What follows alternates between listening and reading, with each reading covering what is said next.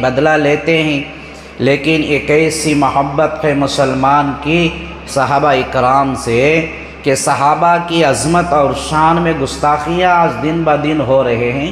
کبھی دشمن بول رہا ہے، کبھی کافر بول رہا ہے، کبھی یہودی بول رہا ہے، اور کبھی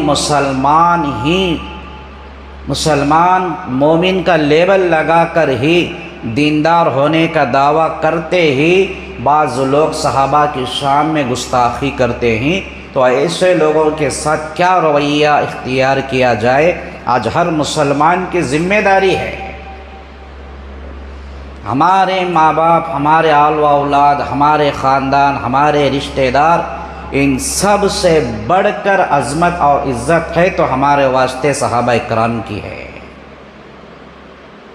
یہ مومن اور مسلمان کا کم از کم اتنا ایمان تو ہونا، اس کے ایمان کی اتنی بول تو ہونا ضروری ہے کہ ہم سب کچھ برداشت کریں گے، صحابہ کی شان میں گستاخی برداشت نہیں کریں گے، چاہے وہ سامنے والا کوئی بھی ہو۔ یہ ایمان والے ہونے کی، مومن ہونے کی اس کی جو ہے علامت ہے۔ اب اتنا ایمان بنانا، یہاں تک ہمیں جانا بولے تو کیا کرنا؟ پہلے ہمیں جو ہے صحابہ کے مقام کو جاننا ہے، ان کے عظمت کو پہچاننا ہے، ان کے مقام بلند مرتبے کو پہچاننا ہے۔ صحابہ اکرام کا مقام اللہ کے نزدیک کیا ہے، پیغمبر کے نزدیک کیا ہے، اور دوسرے عام ساری مخلوق کے نزدیک کیا ہے، ان کی عزت کا مقام کیا ہے، ان کے ایمان کا مقام کیا ہے، ان کا اللہ کا خوف ان کی زندگیوں میں کیسا تھا، کسے صحابی کہتے ہیں، کب جا کر صحابی بنتا ہے، یہ سارے چیزوں کا علم ہمیں ہونا ضروری ہے۔ لہٰذا اسی کے تعلق سے کچھ مختصر باتیں میں آج آپ کے سامنے عرض کرنے کی کوشش کروں گا۔ اس سے پہلے بھی میں اس بات پر عرض کر چکا ہوں، صحابی وہ ہوتا ہے جو ایمان کی حالت میں نبی کی موجودہ زندگی میں رہ کر نبی کا وہ دیدار کرا ہو، نبی کی صحبت اختیار کرا ہو، اسے صحابی کہتے ہیں۔ اب ان کے بعد جتنے تابعین آئے، تبع تابعین آئے، اولیاء اللہ آئے، ان کو صحابی نہیں کہتے۔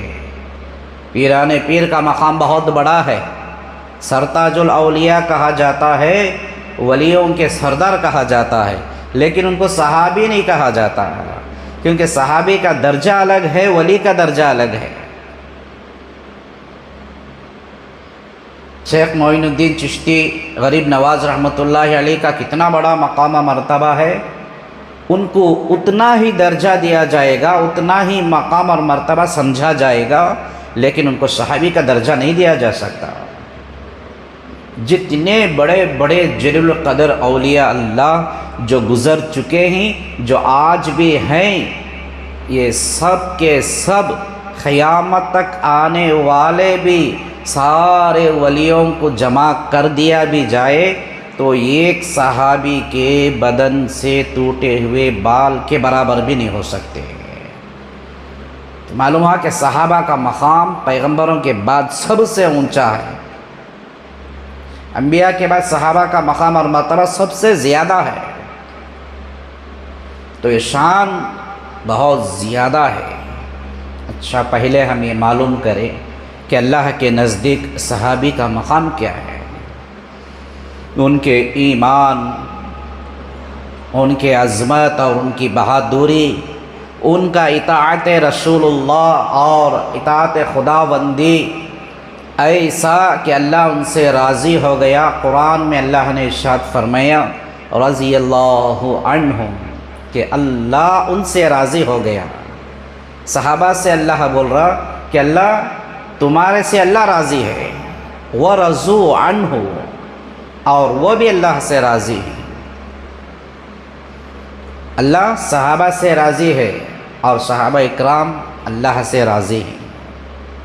نبی پاک صلی اللہ علیہ وسلم نے صحابہ کے تعلق سے کئی بشارتیں ارشاد فرمائیں، جنتی ہونے کی بشارت دی، ان کے مقام، ان کے مرتبے بتلائے، اللہ کی طرف سے جو جو ان کی خوبیاں بیان کی جاتی تھی وہی کے ذریعے جو آتا تھا نبی صحابہ کے سامنے ان کی تعریف کرتے تھے کہ دیکھو تمہارے بارے میں یہ خوبی ہے کہ تم فلاح ہو، تم فلاح ہو۔ تو لہٰذا دوستوں بزرگوں، ان کی عظمت، ان کی جو ہے مقام اور مرتبہ بہت زیادہ ہے۔ اور حضور علیہ الصلاۃ و تسلیم نے فرمایا 1.25 لاکھ یا کم و بیش 2 لاکھ کے قریب صحابہ اکرام تھے۔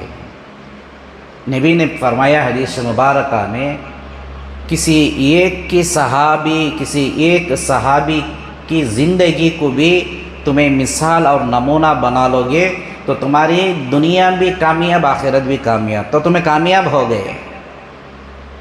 کسی ایک صحابی کی پیروی کر لو گے، ایک صحابی کی ان کی زندگی کو تم اپنی زندگی میں نمونہ بنا لو گے تو تم کامیاب ہو جاؤ گے۔ ایسے ہی فرمایا کسی ایک صحابی کے بارے میں گستاخی کرنا، ان کے شان، ان کے مقام، ان کے مرتبے میں کم و بیشی کرنا، ان کے خلاف کوئی زبان کھولنا، الفاظات کا استعمال کرنا، تو یہ اس بات کی علامت ہے کہ اس کا ایمان بھی نکل چکا، وہ اسلام سے بھی خارج ہو چکا، کوئی حصہ نہیں ہے اس کا اسلام میں۔ جتنا مرتبہ ہے، جتنا ان سے چاہنے کا، محبت کی جتنی بشارتیں ہیں، ویسے ہی ان کے خلاف اور ان کی شان میں گستاخی کرنے کی بھی وعیدیں آئی ہیں۔ جیسا کہ گزشتہ کئی جمعہ پہلے میں نے عرض کیا تھا، ایک مسلمان احد کے پہاڑ کے برابر سونا، چاندی، زیورات، ہیرے، موتی یہ اللہ کے راستے میں قربان کرے تو جو صحابی ایک مٹھی گیہوں اللہ کے راستے میں قربان کرے تو ایک مٹھی گیہوں کا مقابلہ وہ پہاڑ برابر سونا چاندی نہیں کر سکتے، کیونکہ ان کا ویسا مقام ہے۔ انہی میں سے بے شمار صحابہ اکرام ہیں، انہی میں سے اہل نبوت کے خاندان کے اہل بیت کے سب آتے ہیں۔ مختصر ہم نے سیرت کے کچھ جھلکیاں محرم کے تعلق سے سنتے آ رہے ہیں۔ حضرت امام حسن اور حسین، ان سے پہلے حضرت عمر، حضرت معاویہ، اور ان کے بارے میں تذکرے آئے ہمارے سامنے۔ ایک دو باتیں آج میں ان کے تعلق سے بتا دوں۔ آج مسلمان جن کا نام لینے کو اور جن کے نعرے بلند کرنے کو، جن کے نام رکھنے کو بڑا فخر سمجھتا ہے، بڑا ناز کرتا ہے، لیکن باطنی میں تو ہے، اندر سے کچھ بھی نہیں ہے۔ حیدر کرار، داماد رسول سیدنا علی بن طالب رضی اللہ تعالی عنہ، کون نہیں جانتے ان کے نام کو؟ بچہ بچہ بھی جانتا ہے، ہر کوئی نام لے کر ہر کوئی نعرہ بلند کرتا ہے۔ بعض مرتبہ پکارتے ہیں یا علی مدد بول کر، یا علی مشکل کشا بول کر۔ یہ سب سے پہلے بچپن ہی میں بچوں میں سب سے پہلے دین اسلام میں داخل ہونے والے، نبی کا کلمہ پڑھ کر اسلام میں داخل ہونے والے پہلی شخصیت ہیں جو حضرت سیدنا علی رضی اللہ تعالیٰ عنہ، اور اللہ کے نبی صلی اللہ علیہ وسلم کے چچیرے بھائی زاد بھی ہیں، بعد میں چل کر آپ کے داماد بھی بن گئے۔ کتنے مرتبے ان کو مل گئے۔ بچپن سے کفر کی کوئی انہوں نے گنگ سنی ہی نہیں، اتنے پاکیزہ ماحول میں پلے گئے، نبی کی پرورش میں تھے، وہ نبی کی نگرانی میں تھے۔ بہت سارے ان کی جو ہے خوشخبریاں، بہت ساری پیشن گویاں ان کے تعلق سے۔ علم کے تعلق سے سب سے پہلے نبی علیہ السلام نے فرمایا میں علم کا شہر ہوں اور اس کا دروازہ علی ہے، یعنی صحابہ کی بھی ترتیب ہے، ابو بکر ہے، عمر ہے، عثمان ہے، علی ہے، ترتیب وار ایک ایک صحابی کا بھی زیادہ زیادہ افضل درجہ ہے۔ نبی نے علی کے تعلق سے فرمایا میں شہر ہوں اور میرا دروازہ علی ہے، یعنی پوری سیرت میں اور تاریخ میں بھی لکھا گیا ہے کہ حضرت علی رضی اللہ تعالیٰ عنہ کو بہت علم تھا، دینی علم، سنت کا علم تھا، قرآن کا علم تھا، بہت زیادہ علم رکھنے والے تھے۔ دوسرے اور بڑے بڑے صحابہ اکرام کو حضرت علی سے کچھ سوالات، کچھ مسائل پوچھنے کی ضرورت پڑتی تھی، اتنا علم تھا ان کے پاس۔ صحبت کا اثر تھا وہ پیغمبر کا۔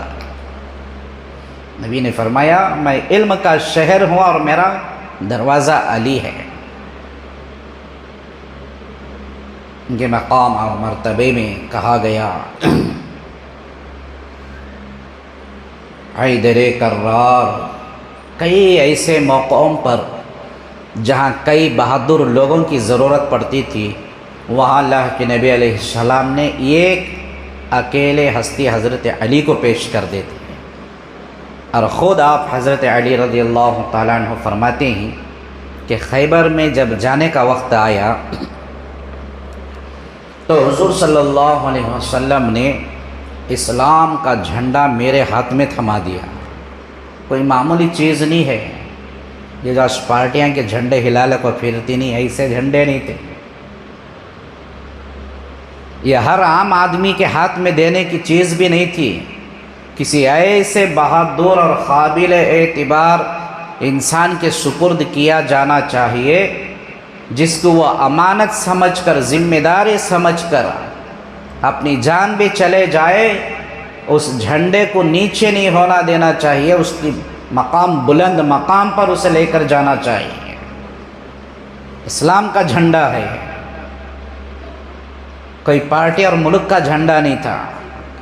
اللہ کے نبی علیہ السلام نے حضرت علی کو منتخب فرمایا تھا، خیبر کے وقت میں اسلام کا جھنڈا ان کے ہاتھ میں دیا تھا۔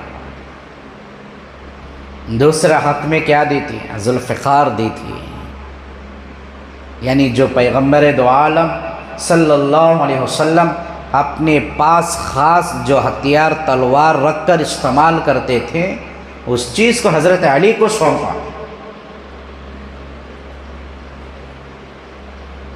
ایک تلوار دی، دوسرا ہاتھ میں جھنڈا دیا۔ تو حضرت علی رضی اللہ تعالیٰ عنہ فرماتے ہیں جب بھی جہاں میں کامیاب ہوا،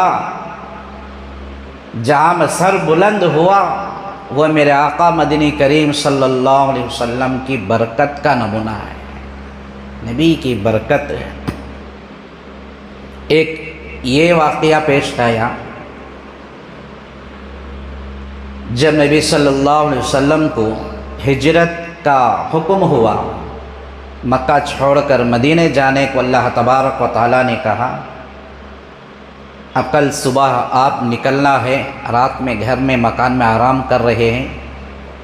سارے کافرین مشرکین مکہ، سارے دشمن جو ہے آپ کے مکان کو گھیرے میں لے لیے تھے، آپ کے مکان کو چاروں طرف سے، اطراف سے گھیر لیے تھے۔ جب یہ باہر نکلے تو ان پر حملہ کریں گے، نعوذ باللہ۔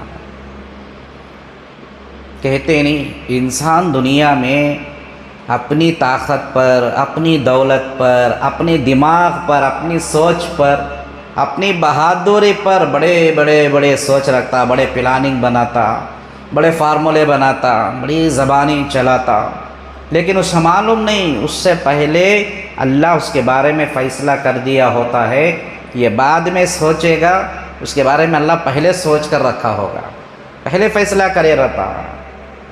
ابھی کیا کرے گا بعد میں پتہ چلے گا۔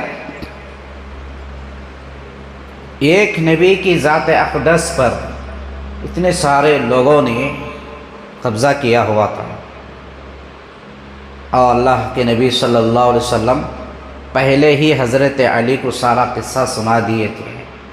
حضرت علی وقت مقررہ پر آپ کے مکان میں پہنچ گئے، اور حضور صلی اللہ علیہ وسلم نے نبی کے بستر مبارکہ پر علی کو لٹا دیا۔ کتنی بڑی آپ کی شان رہی ہوگی۔ اور بھی صحابہ تھے، بڑے صحابہ اکرام تھے، نبی نے منتخب کیا حضرت علی رضی اللہ تعالیٰ عنہ کو، کوئی معمولی چیز نہیں۔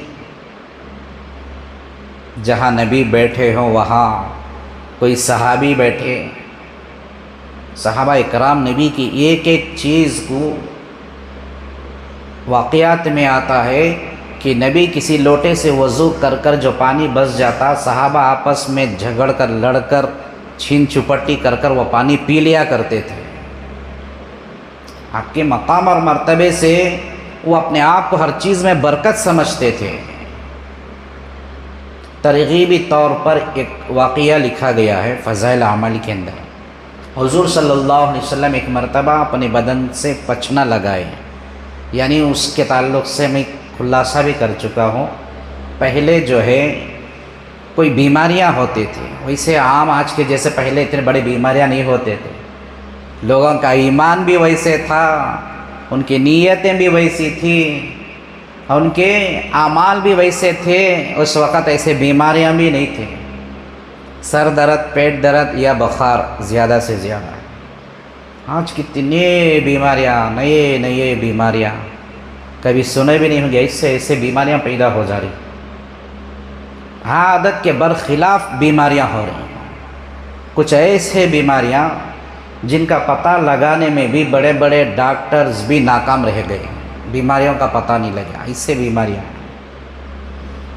کیونکہ آج انسان ہے نہیں، کھانے کا جو اشیاء ہیں وہ ایک طرف رکھے ہیں۔ انسان کو مصیبت اور پریشانی، آفت اس وقت آتی ہے جب اس کی نیت میں کھوٹ ہوتا ہے، اس کے اعمال میں خرابی ہوتی ہے۔ نیتوں میں کھوٹ، اعمال کی خرابی،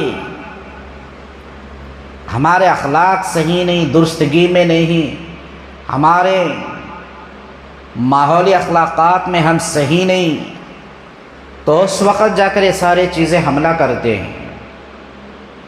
تو بہر کیف آج تو دوائیاں لیتے ہیں، انجیکشن لگاتے ہیں، باٹل لگاتے ہیں، زیادہ سے زیادہ اور آپریشن کرتے ہیں، یہ آج کے دور کے ٹریٹمنٹ ہیں۔ اس وقت کیا کرتے تھے، اگر بدن میں اندر کوئی پریشانی ہے، تکلیف ہے، بیماری معلوم ہو رہی ہے، وہ ایک ببول کے کانٹے لیتے تھے، وہ معلوم ہو جاتا جہاں درد ہے، جہاں پر گندا بدن میں خون ہوتا ہے، کانٹے سے لے کر بدن میں چبا کر، جیسے انجیکشن چباتی، ایسے کانٹے سے چبا کر دبا کر پورے بدن میں کیا کرتے ہیں، اندر سے گندا خون نکال دیتے تھے۔ اب وہ گندگی نکل جانے کی وجہ سے وہ بیماری ختم ہو جاتی، بدن میں ہلکا پن آ جاتا، انسان کو آرام معلوم ہوتا۔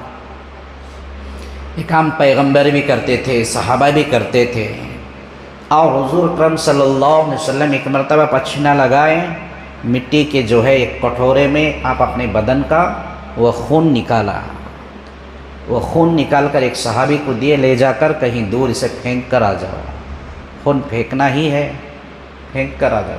وہ صحابی لے کر گئے، کچھ دور پر گئے، اب جا کر سوچتے ہیں کہ میرے نبی کے بدن کا خون ہے یہ، جن کے پسینے ٹپکنے سے، جن کے پسینوں کو لینے سے، جن کے پسینے کو چھونے سے صحابہ اکرام تڑپا کرتے تھے، آج جو ہے وہ صحابی سوچتے ہیں کہ میرے آقا کے بدن کے اندر سے نکلا ہوا خون ہے، آج میں اسے کیسے پھینکوں۔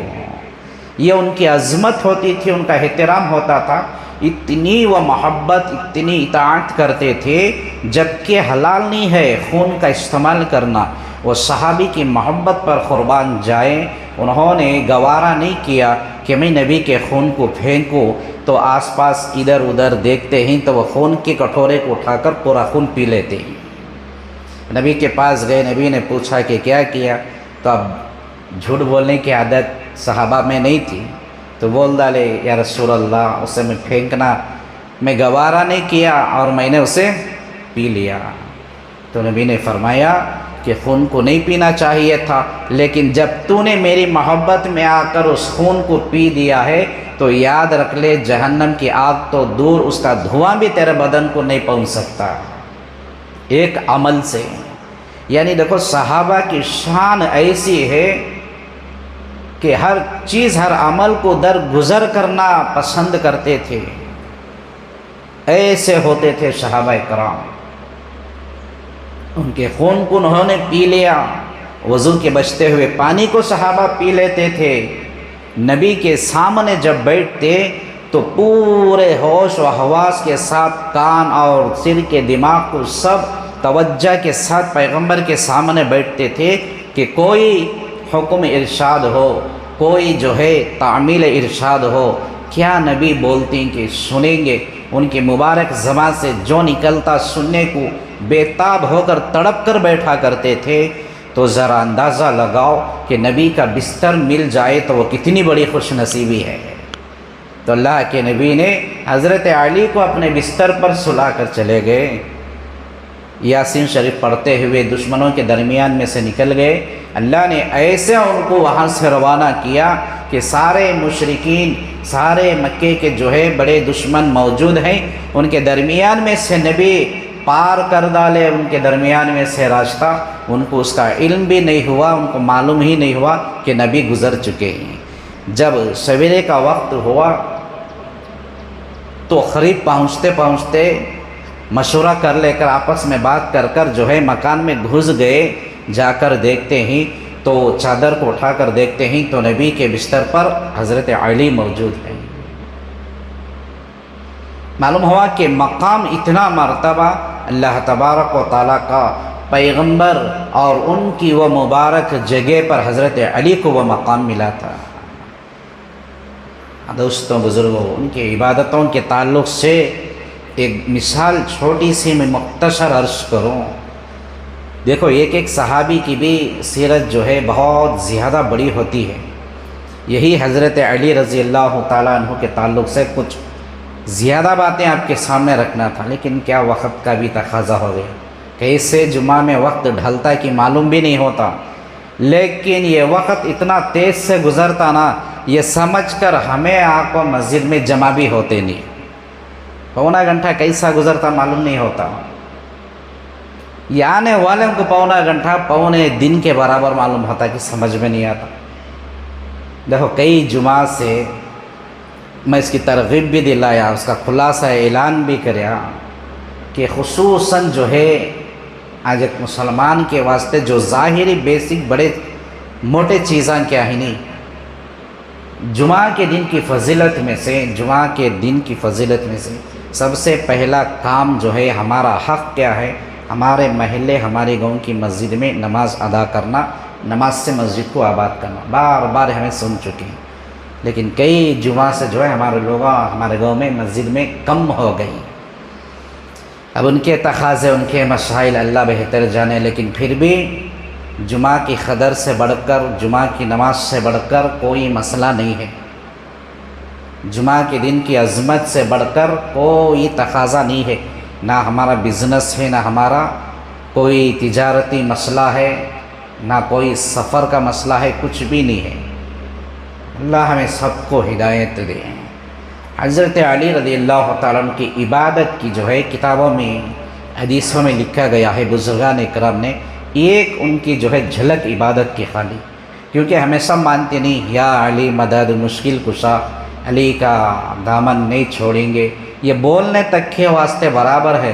کسی بھی صحابی کا نعرہ بلند کرو، کسی بھی صحابی کا نام لو، خالی بولنے تک کے واسطے برابر ہے، لیکن عمل کا وقت آئے، ان سے سچی محبت کرنا، ان کو فالو کرنا، ان کے جو ہے زندگی کو اپنی زندگی کا نمونہ بنانا بولے تو ہماری زندگی خبریں ہو جاتی ہیں۔ کوئی مسلمان آگے بڑھتا نہیں، نہیں بھی علی کا نعرہ وہاں چرہندے، میرا منجر ہندے سمجھتے۔ آپ گھر کے اندر موجود رہتے، حضرت فاطمہ رضی اللہ تعالیٰ عنہ، حضرت حسن اور حسین ہوتے، بچوں کے ساتھ ہوتے، بیوی کے ساتھ ہوتے، گھر کے جو ہے باتوں کے اندر ہنسی مذاق میں اور اس طرف توجہ میں رہتے۔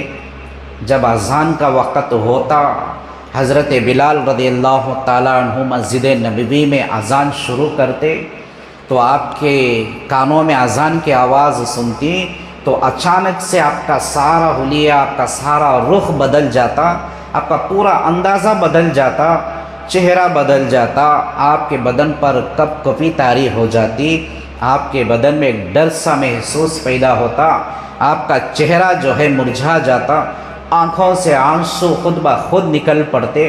کسی کے کچھ بولے اور بات کیے بغیر بھی حضرت فاطمہ رضی اللہ تعالیٰ عنہ پوچھتی کہ علی تم تو بہادر ہو، تم بہادر ہو، رسول اللہ کے داماد ہو،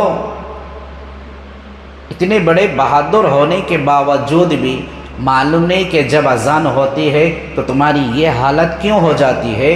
آنکھ سے پانی بھی نکل جاتا اور بدن بھی کپ کپی طاری ہو جاتے، ہمارے سے بات کرنے سے بھی دور ہو جاتے ہیں، ایک طرح کی حالت ہو جاتی ہے۔ یہ کیا ماجرا ہے؟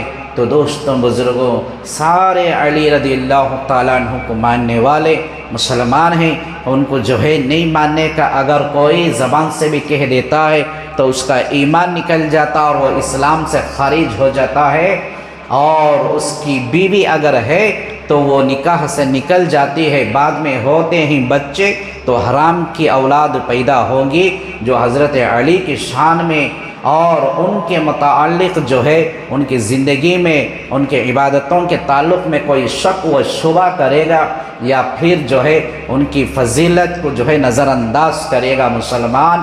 حضرت فاطمہ کے پوچھنے پر حضرت علی رضی اللہ تعالیٰ عنہ کہتے ہیں کہ فاطمہ تجھے معلوم نہیں کہ اب بلال اذان دے رہے ہیں، اس کے بعد مجھے اٹھنا ہے، وضو کرنا ہے، مسجد میں جانا ہے، میرے آقا کے پیچھے کھڑے ہو کر نماز پڑھنا ہے، مالکوں کا مالک، بادشاہوں کا بادشاہ ہے وہ اللہ تبارک و تعالی، پروردگار عالم کے سامنے کھڑے ہو کر عبادت کرنا ہے، مجھے معلوم نہیں کہ میری نماز وہ اللہ کو قبول ہوتی ہے کہ بھی نہیں ہوتی ہے، یا میری اس نماز میں کوئی کوتاہی، کوئی کم و بیشی ہوتی ہے۔ مجھے اس بات نے بہت ڈرا کر رکھا ہے، اس بات کو لے کر میں ہر نماز کے وقت میری یہ حالت ہو جاتی ہے، اگر میری وہ نماز میں کم و بیشی آ گئی، اگر میری نماز قبول نہیں ہوگی تو پھر میرے ساتھ میرا اللہ کیا کرے گا؟ مجھے اس دن کا ڈر شروع ابھی سے ہو جاتا ہے۔ آج ہماری نمازوں کا کیا حال ہے؟ سرے سے پہلی بار ہمیں نماز پڑھتے ہی نہیں، مسلمان پڑھتے ہیں تو مرضی کی نماز پڑھتے ہیں، اور وہ مرضی کی نماز بھی پڑھتے ہیں تو نہ اس میں قرآن ہے، نہ قاعدہ ہے، نہ تشہد ہے، کب کیا پڑھنا ہے، کیا کرنا ہے، کتنے رکن کا سجدہ، کتنے رکن کا رکوع ہے، کچھ بھی نہیں معلوم۔ یہ حالت کے ہمارے عبادتاں اندازہ لگاؤ، یہ خالی بیانیج بول کر نہ کو سمجھو، اسے سوچنے کی، غور کرنے کی ضرورت ہے۔ اتنے بہادر جیسے صحابی، ان کا یہ حالت، جبکہ ان کے بارے میں نبی بول ڈالے تمہیں سب جنتی بول کر، اللہ تمہارے سے خوش ہو گیا، رضی اللہ عنہم راضی ہو گیا تمہیں سب جنتی بول کر، اور فرمایا علی جنت میں جہاں میرا مکان رہتا نا، میرے مکان کے سامنے تیرا مکان ہوگا، علی کا مکان یعنی گھر، نبی کے گھر کے سامنے علی کا گھر جنت میں۔ ایسے صحابی کی یہ حالت ہے تو ہماری کیا حالت ہونا بھائی؟ تو ہمیں عبادتوں کو بنانا ہے، بگاڑنا نہیں ہے۔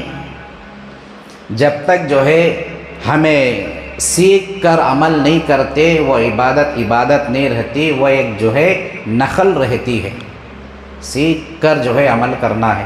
بہت سارے باتیں تھیں حضرت علی رضی اللہ تعالیٰ عنہ کے تعلق سے، انشاءاللہ اگلی جمعہ میں اسی تعلق سے آپ کے سامنے ایک بہترین قرآن کے تعلق سے ایک واقعہ پیش کرنے کی بھی کوشش کروں گا کہ ایک آدمی آتا ہے، حضرت عمر رضی اللہ تعالیٰ عنہ کے دور خلافت میں، آپ امیر المؤمنین ہیں، حضرت علی بھی موجود تھے، یہ ایک بوڑھا شخص آدمی آتا ہے، کچھ باتوں کا وہ انکار کرتا ہے، اور حضرت عمر کی جلالیت تو بہت ہے، حضرت عمر کے سامنے دین اور اسلام کے خلاف کوئی بات سنی دیکھی نہیں جاتی، اگر ایسا ہو جاتا تو تلوار بھی نکالتے ہیں، کوڑا بھی نکالتے ہیں، امیر المؤمنین تھے۔ اب ایسی شخصیت کے سامنے ایک آدمی آتا اور وہ کہتا مجھے جنت کا شوق نہیں، مجھے جہنم سے ڈر نہیں لگتا، میں بغیر دیکھے گواہی دیتا ہوں، اللہ کی رحمت سے میں دور بھاگتا ہوں، فتنے سے مجھے محبت ہے، حق بات سے مجھے نفرت ہے، اور مردار چیزیں میں کھا لیتا ہوں، اس طرح کی بہت سارے وہ باتیں بولتا۔ تو پھر حضرت عمر اسے کیا جواب دیتے ہیں، حضرت علی بھی رہتے ہیں، اور اس وقت کا وہ معاملہ پورا کیا ہوتا ہے انشاءاللہ مکمل طور پر اگلی جمعہ آپ کے سامنے رکھنے کی کوشش کروں گا۔ دعا کرے اللہ تبارک و تعالیٰ صلی اللہ تعالیٰ مجھے اور آپ کو صحیح معنوں میں صحابہ اکرام کی عظمت اور بلند مقام کو ہمیں سمجھ کر جو ہے اور ان کی عبادتی والی زندگی کو ہمیں اپنی زندگیوں کا نمونہ بنانے کی توفیق عطا فرمائے، تمام صحابہ سے ہماری محبت توفیق عطا فرمائے، آمین۔ وآخر الدعوانا الحمدللہ رب العالمین۔